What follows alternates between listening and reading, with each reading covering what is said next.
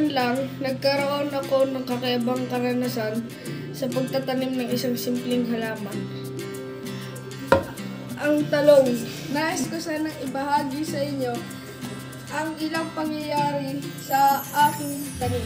Una sa lahat, napili ko ang talong dahil ito ay kilala sa kanyang kakayahan na mabilis lumago. Nagtanim ako ng talong sa aking munting paso.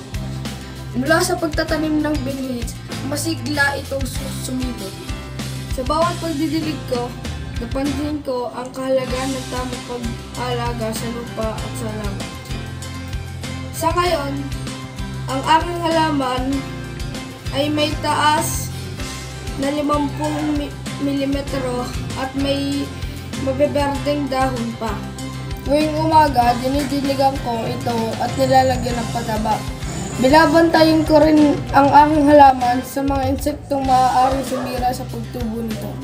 Bukod pa rito, tinatagtag ko rin ang mga damon na nakapalibot sa halaman. Tulad ng talong, tayo rin ay nangangailangan ng maayos na pag-aalaga para lumago at matagumpay. Sa madaling salita, ang pagtatanim ng talong ay hindi lamang simpleng gawain. Ito ay isang paglalakbay ng pag-unlad, pag-asa at pagmamahal sa kalikasan.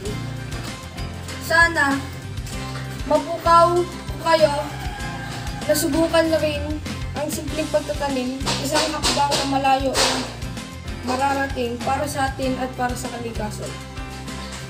Muli, ako si Dale Christoph S. Mansalan. Ito ang proyekto ko sa EPP. Maraming salamat po.